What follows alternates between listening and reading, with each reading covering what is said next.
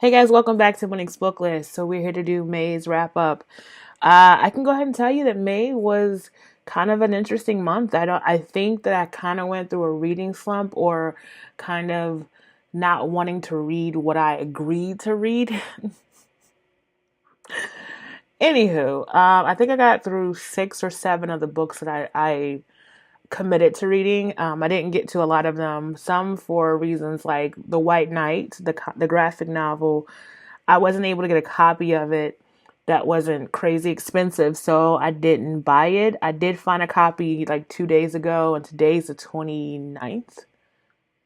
And maybe the 29th, or maybe it's the 28th. Yeah, it's May 28th. So I'm going to read it in June. It won't be in my TBR for June because I already shot that video, already recorded that video, so it won't be in that. But I will be reading The White Knight. If I get a chance, I will be reading Black Coats in June too. I'm not gonna press myself. So what else did I didn't get to? I didn't get to Mortal Engines. I tried. This was the second time I tried to read that book, and I find that I thought I was going to be interested in it because I enjoyed the movie, and I realized halfway through the book, or not even halfway, halfway trying to make myself read the book again, I think I enjoyed the I think it's called the cinematography of the movie, and I thought, oh, I'll take that imagery into the book with me, and it didn't work. So I'm just not interested in it. So I DNF'd it. Not because it's a bad book. I just don't think I'm in the right head for it. I didn't get to the book about the young lady from Cuba. I didn't get to the Jojo Mose. I forget her name. I think it's Jojo Moroz. Manoz. Blame it on my head and not my heart. Bless that. Those are the books I didn't get to. I'm hoping to get to Black Coats in June, like I said. So let's go ahead and get into what I did read in the month of May. And I'm going to read this in the order of me actually reading the books. Some are short stories, some are short stories from Read Me Romance, and so we just get into it. So the first book I finished in May was Grading Curves, and I listened to that one via Read Me Romance podcast. You guys know I talk about that off and on in here. I love the story. The story is about an older Black woman and a younger white guy. They are about a good 16 years apart. She's going into his tattoo shop to get a tattoo before she starts the job that she is about to be. She's a professor and she's starting a new job in a new town. So she decides to go get a tattoo, kind of symbolizing her freedom from her old situation. And her old situation was basically she was trying to get away from her needy family who always took advantage of her kindness, mainly her mother. And she meets up with this young guy, and the tattoo artist, he's very interested in this older lady because she's just so buttoned up. And the line he says when she comes into the shop is they're about to close, and they're like, can you come back tomorrow? And he's like, I'll take her.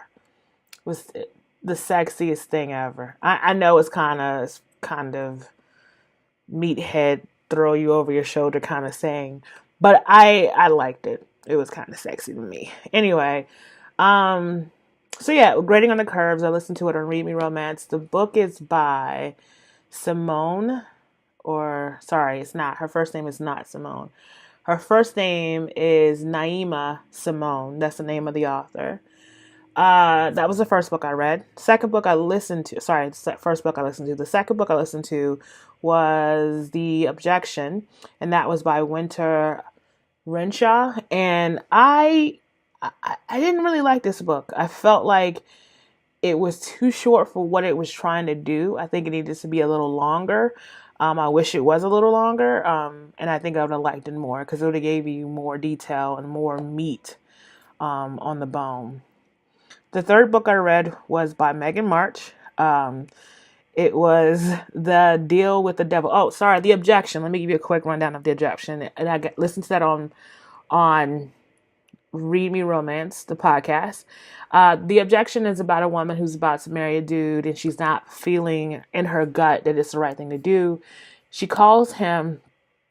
She's at a bar, and she calls him from the bar, FaceTime, like, babe, should I do this? Or you should, not babe, should I do this? But kind of like, I'm just kind of having cold feet. Do just kind of talking to him, trying to convince herself that it's the right thing to do. This guy sitting next to her, and he's like, she's like, she talks to him, and she finds out that he's a divorce attorney.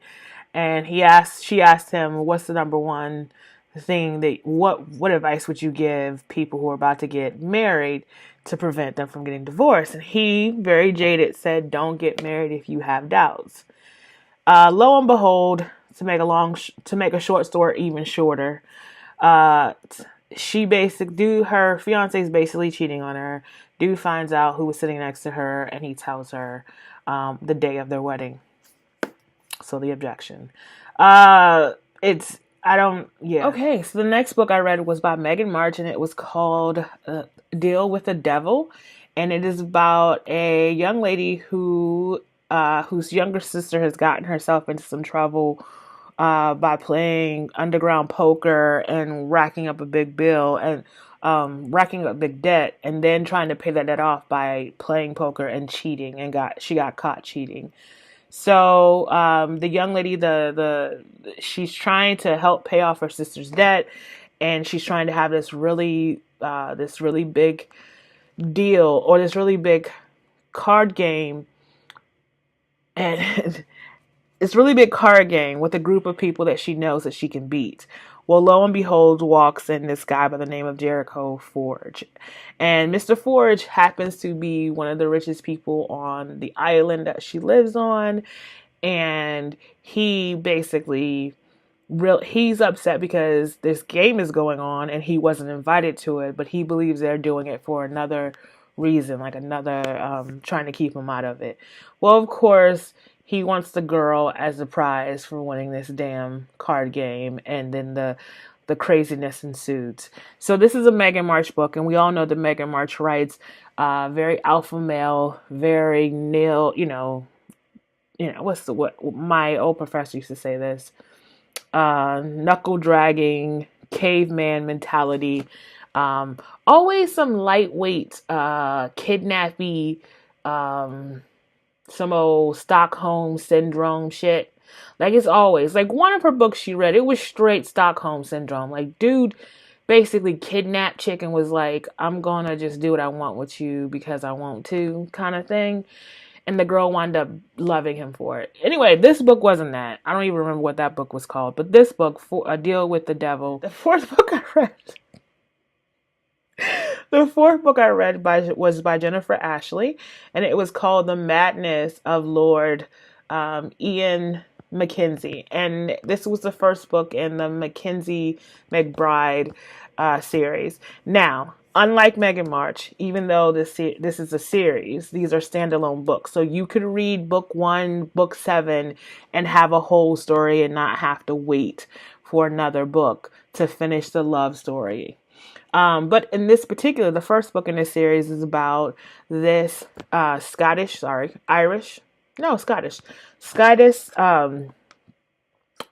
don't know what is he? I know he's a lord. He's a Scottish lord, and he meets this young lady, and he's odd. People think he's odd. People think like, oh, there's something going on with him. Why is he so odd? Kind of thing. It's historical fiction, romance. And it was magnificent because the gentleman who you're introduced to, again, Ian, he is not really odd. It sounds like he's autistic. I've noticed that a lot of the males in a lot of the romances that I've read lately have been autistic, or on the autism spectrum. And he was a delight to read about. Like, he just liked things ever so perfect, and he fell in love with this girl who was about to marry somebody who was into I don't know what you call it, dom culture, or yeah, sub and dom culture, but he wasn't forthright with his betrothed that that's what he was into. He was actually going to marry her and still go do his dungeon stuff on the side. And again, this is set, in the Victorian period, so you're not supposed to be doing stuff like that. Anyway, so Ian rescues the young lady from this, kind of rescues, but she kind of rescues herself. She was just like, I don't really want to marry you, because Ian asked her to marry him like flat out. He's like, marry me. She's like, no, I'm good. I'm real good. She actually saves him. And his odd behavior stems from both being on the autism spectrum and also being seeing something happen very vicious in front of him at a very young age. I highly recommend this book. I don't even know if I want to continue the series. I just enjoyed this book. I may pick one or two of the books up later down the road, but The Madness of Lord Ian Mackenzie was really good. I really enjoyed it. Next book I read was The Bride Test, and it was by the author of Kiss Quotient. This is the second book in her series about Michael and his cousins, and I really want her to write a book about Quan. I really do. I really want her to write a book about Quan. This is Quan's brother in this book, and he, like Stella from the first book. Is it Stella? I believe it's Stella. Like Stella from the first book, he suffers, or he's not suffers, he's on the autism spectrum. His name is Kai, and he doesn't believe he can fall in love. He believes he has a stone heart because his cousin, something happened to his favorite cousin, and he didn't cry at the funeral, and people got upset, and so he feels like he can't love. And then his mother meets this young lady in Vietnam who needs a way out of the situation that she's in, and so she asks her to come and like hang out with her son and see if she can convince him to marry her by the end of the summer. Again, this is the sophomore book of Helen. I think it's Wong. I probably am saying it very wrong. But this is her second book this is her sophomore book. Her debut book was Kiss Quotient. This is the second book that she's written or published. I think that I'm suffering from what I felt like everybody was suffering from with the proposal from Jasmine Guillory. And it is that I'm going to be honest. I was kind of looking for the same kind of storytelling or tell about Kai that we got from Stella and Michael. And I was disappointed. It was frustrating. Like every time you think Kai gets it, that this girl is interested in him, she cares about him, he does something really weird, and he says something. When I say weird, I mean like he convinces himself that she cannot possibly like him or love him, and even if she does possibly like him, he don't like her. He can't love her, even though everything is pointing to the fact that he loves her. And I don't know. It was Guilty Pleasures, the Anita Blake Vampire Hunter, the first book in that series, and it is by Laurel Hamilton. And this book was from my book club, Wicked Spirits. It was a book that was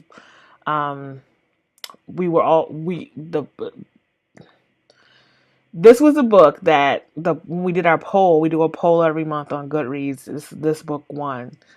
This book was a chore from the start until the end. It was a friggin' chore. Like, it took so much to finish this book.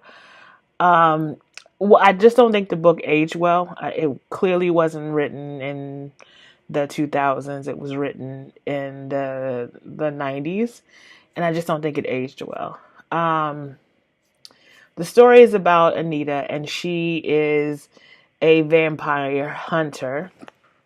She's not. I don't know if it explicitly says she has the ability to like sense how old a vampire is, and she is basically tricked in helping these vampires.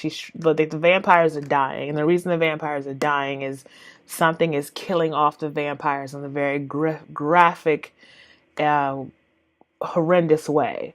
And so the vampires try to get her to help them figure out what's killing off like these very strong and old vampires. And she finally figures it. Well, initially she says no, and then they trick her because they do this thing where in this series, if a vampire chooses you and seduces you to a point where he basically hypnotizes you, and he says something like to the effect, anytime I call you, you will come.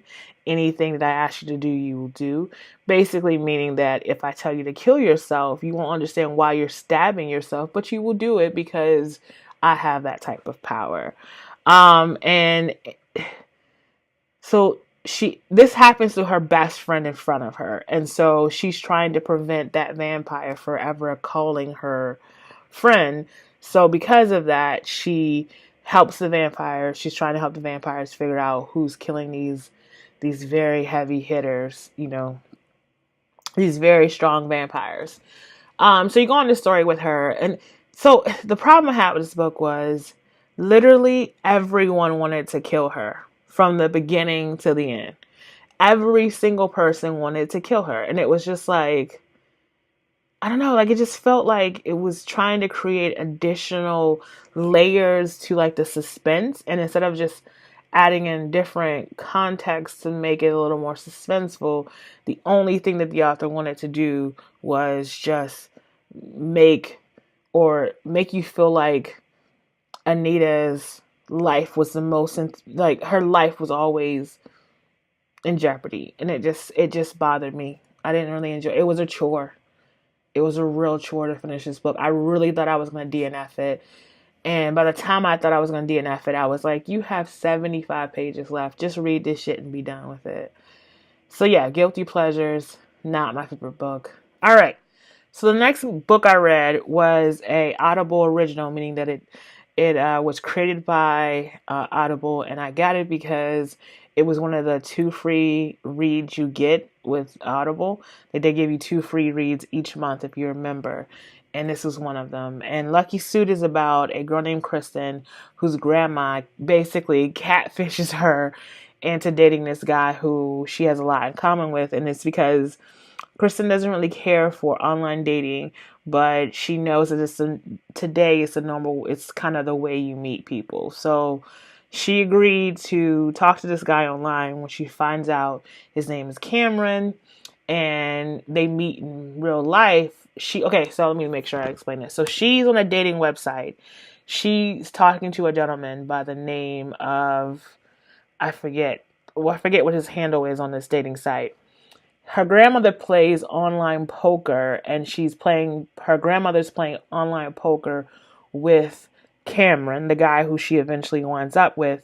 And on there, his handle is called Lucky Suits because he's a businessman. Him and his friend on a dessert company, and he's always flying off and doing the business deals for their cupcake or candy company. And so Kristen is talking to Cameron, or who she believes to be Cameron, on this dating profile. And then one time her grandmother has her play a hand for her on this online poker game, and she's actually she's talking to Cameron on the online game too, being sassy and smart and all that kind of stuff. So basically her grandmother's catfishing her over here on the online profile, but she's talking to the real Cameron via her grandmother's poker messaging system. So long story short, she basically gets catfished into dating him. That's how it works. It was a cute story. If you have Audible, you can get it. If you don't, I don't think there's any other version of it out there. Okay, so I am only the next book I finished in the month of May was Reliquy, and that was my book club read with my friends, and it was the second book in the Pendergast series, and it picks up from where the first book left off with this crazy monster who they killed in the first book, and they come to find out someone started to make new ones in the second book, and it wasn't just one, it wasn't just two, it was a gaggle of them. And you basically are introduced to a new female character and a new someone else is new in this book, another character that you start liking. I don't remember his name or her name. No, it was him. It was a police officer.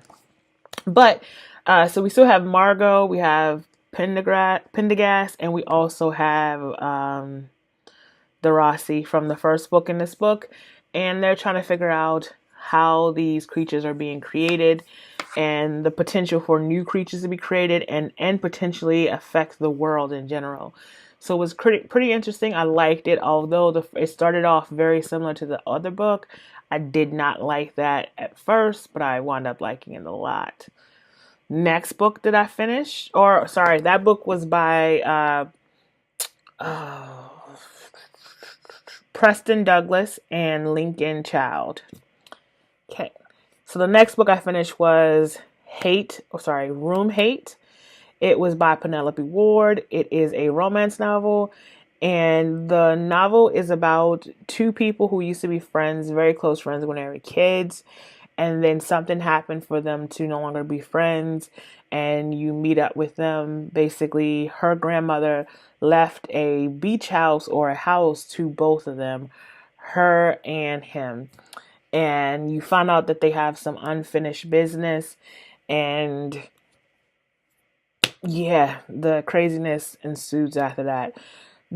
I believe this is one of Mrs. Penelope Ward's older books, because I've read books by her and I really enjoyed them. So this book was written in 2016. That's only technically 3 years ago. Technically, no. Yeah, it was February of 2016. So yeah, 3 years ago. Okay, so the premise of this book is okay. The book, in my opinion, looking at the pages, it was 280 pages. I think it was 100 pages too long. Saving Grace. Now, Saving Grace is by Julie Garwood, and this book was quite interesting because I did not think I was going to like it because of the fact that it was written in the 90s, and romance novels that were written in the 90s tend to be very like Megan March novels, like very heavy-handed in the alpha male kind ofness. So the book basically is about a woman named by the name of Joanna. Joanna, husband is presumed dead because he went to war. So let me start over. So just think about this book being set in the 1200s. So that's how old this book is. Lady Joanna,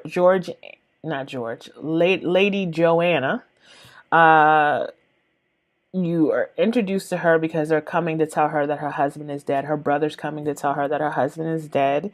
He fell off a cliff, for that far as they know. And for him, the only way to save her from the current King of England, King John, is to marry him off to a Scottish man. I don't know what they call him. I don't know if they just call him Scots. I'm just trying to not be offensive. So, and that Scottish man, his name is Gabriel. And Gabriel is, he wants to marry her because the land that him and his people are on technically belong to her, because the area that they're in technically belongs to England. So she has to agree to marry him, and she does. But what she wanted to do was she wanted I don't know, she doesn't know why she did it, but she refused to marry anybody. Like the king wanted her to get married and get out of his hair. And the only way she would agree to marry anyone was if the king promised that she can be annulled from her other husband. And they annulled the marriage. And because they annulled the marriage, that meant that if for some crazy reason her husband was not dead and he came back, he had no real claim to her. And so you go on the journey of Joanna meeting Gabriel in the Highlands and meeting his tribe and meeting how everything works there in Scotland. And she's basically afraid. She's afraid of a lot of things. Like and you find out why she's afraid, and you find out why why she wanted the annulment, and why she's having a hard time processing that this new man that she's married to won't hurt her, and all this stuff. And it was a very good ride. And even though it was written in the 90s, the heroine, Joanna, is not a damsel in distress, really. Like everything she did was for sacrifice for people she cared about. And I thought that was remarkable because I really thought I was not going to like this book, and I really enjoyed it. It was one of the saving graces for the month of May. And then next, the last book I finished that I'm counting as finishing for the month of May was Stitching Snow, and it was by R.C. Lewis. Now, this book is this book is always was sold to me as a sci-fi retelling of Snow White. I am here to tell you that I don't know if I agree with that, and I may be arguing semantics, but there's I don't think there's any version of, spoiler alert, let me just say this, spoiler alert, there's never a version of Snow White where her father is a molester. I'm just gonna say that. Now, trigger warning, sorry. Stitching Snow was a decent book until it got to that, because that doesn't really, you don't really figure that out until literally the last 10% of the book. Like you think like, okay, so let me just give you the premise and then I'll get to that. So the premise of the book is that there's this young lady living on this planet. Her name is Essie. So anyone that's been here, I read a book called, the Book of Essie. So her name is Essie, and Essie is a fighting, robot programming young lady on this planet that's mostly of men, where she lives at is mostly men. And she dyes her hair in very ostentatious colors, and is just, all she wants to do is program and just keep her head down and just, do what they needed to do on this planet. You come to find out that Essie is a princess. She is a princess on a world by the name of, I'm going to say this name wrong, but it's like something song. Anyway, she's the princess of that planet, and her father is trying to figure out what happened to her. So he pins her disappearance on this group of people called, what are they called? Oh my gosh, what are they called? Let me see. Oh, I can't think of the name. I'm going to find the name and put it right here. So he blames it on this group of people from the planet that they're on. He's saying that they stole his daughter. And he's gone to war with them, and he's saying that they're attacking him, they're attacking, they're attacking the castle, they're attacking the planet. And you come to find out that the only things that Snow White, the traditional or the known story of Snow White and Stitching Snow have in common is that the main character's name in this is, her nickname is Snow. She has white hair. Her stepmother tried to kill her, and that's it. There's no seven dwarfs. There's no oh, and by her stepmother trying to kill her is she has one of her henchmen try to kill her and he doesn't kill her. Okay, so anyway, Essie is on this planet where she's living her best life. Okay, not her best life, but she's living. And then this ship crashes to her planet near her settlement, and a young man by the name of Dane is on that ship, and she's trying to help him get a ship together so he can get the frig off of her planet, because she knows that whoever or whatever he is, whatever planet he comes from, he is not what he says he is, and she knows he is trouble. So she's trying to get him away from her so that she can go back to what she considers a normal life. On the planet is called Vanda. That's where she is. That's not the Songbird planet or whatever the name of the planet where her father is. Anyway, to get to the part that bothered me. So you go through this whole story and you're thinking like, oh, her dad is really looking for her. He cares for her. Oh, you also figure out, or you find out that he's kind of evil. His wife or his new wife is evil. They're pretty sure that they killed her mother. You come to find out that her father is kind of like Snow from Hunger Games. He's poisoning people. He has a fake world war going on. Like, you find out all these things. So you're like, okay, all right, this is interesting. And then you meet her father, and Dane says to Essie, he's not just happy you're home because he loves you as his daughter. He wants more from you, and you should never be alone with him. And I'm like, okay, somebody should have told me this was in this book.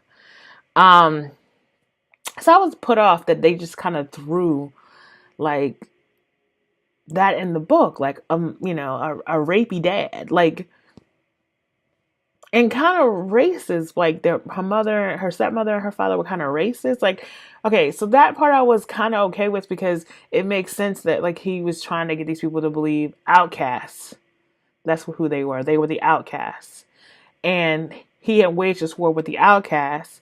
And okay, so I got that. So that's why he wanted to blame someone for Essie's disappearance, so he blamed it on the outcast.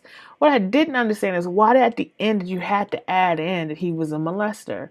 Like, I just don't know why it was necessary for the story. Like, it was such a good story. And I'm not like, oh, there should be never molestation in books, because, unfortunately, that is reality in life. There are creepy mother effers out there who do these horrible things.